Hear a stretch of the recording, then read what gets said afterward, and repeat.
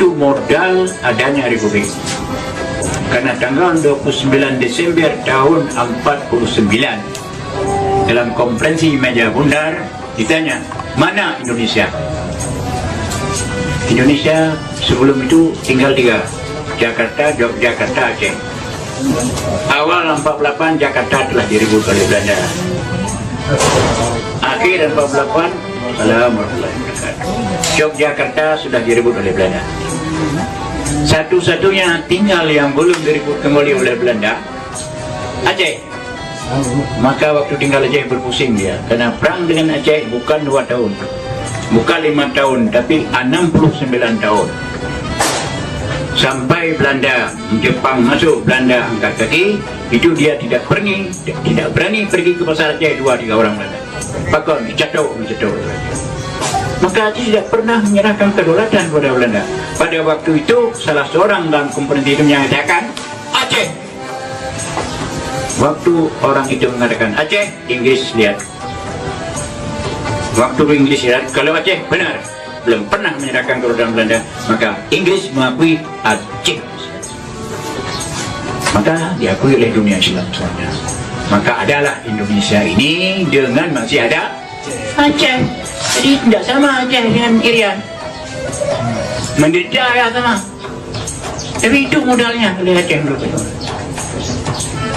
Bung Karno 4 kali datang ke Aceh. Datang pertama minta dukungan rakyat Aceh, ulama dan rakyat Aceh. Ada dasar apa saya bantu pada Abu Dhabi? Ada dasar kebangsaan, saya tidak mau. Karena ulama-ulama dulu, pemimpin dulu Islam. Kalau ada dasar Islam, saya mau. Maka Soekarno mengatakan, saya akan berusaha mendirikan Republik ini atas dasar agama Islam, sekurang-kurangnya untuk Aceh. Tulis. Itu disimpan oleh Abu Mansur sampai tahun 2007 macam pernyataan itu.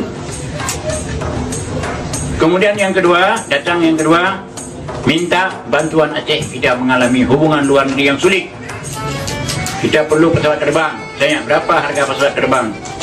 Saudara Presiden, 25 kilo emas. Mansur, kajak karampok semua orang kapal. Yang bak saudara-saudara Aceh yang karampok, dah belum kapal itu. Maka dengan surat itu, memang ada menjindul untuk menjindul urina untuk dan sebagainya. Dalam tempoh 3 hari, jadi orang-orang kaya Aceh musafat 50 kilo lebih. 2 buah kapal terbang. Dan telah terima emas 50 sekian kilo dari Aceh untuk beli pesawat terbang, ditandatangani oleh Bung Karno, disimpan oleh Abu Mansur sampai 2007. Nyatanya mereka tanda terima 2 buah pesawat terbang, cikal bakal lahirnya Garuda. Sudah 2. Yang ketiga, minta supaya Abu boleh membangun TNI di Aceh. Di Aceh tidak ada TNI. Yang mana pasukan Mujahidin, Persindu pimpinan Hashimi, tentera pelajar pimpinan Kolonel Yusuf. 3 ini dijadikan TNI. 3 ini jadi TNI di Aceh. Ya, itu sudah tahun 45. Ya. Jadi oleh karena itu, maka modal pesawat ini, modal radio rimba raya, ya. Kemudian apa lagi? Banyak sekali modal. Tetapi apa yang dibalas? Saya katakan ini bukan di sini, tetapi di Gedung Merdeka di Bandung. Waktu berkumpul semua jenderal-jenderal pensiunan dan dengan ulama-ulama seluruh Indonesia di sana, saya katakan, apa yang dibalas untuk Aceh? Provinsi Aceh dilebur masuk ke Sumatera Utara.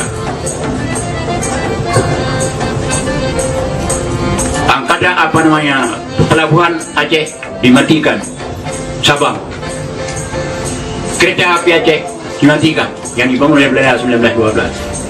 Itu belakang, air susu dibalas ini, tuba. Kalau saya ditembak mati sana sini, ini melanjutkan cita-cita perjuangan Tengku para Sultan. Saya katakan. Jadi sesudah itu diam. Kalau itu balasannya, mungkin dia Aceh hilangkan, mungkin karena daerah lain tidak ada mungkin.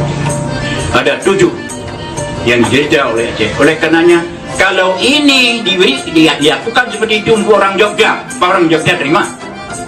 Kalau seperti itu dilakukan kepada Aceh, dilakukan oleh orang Jakarta, apa Jakarta terima saja.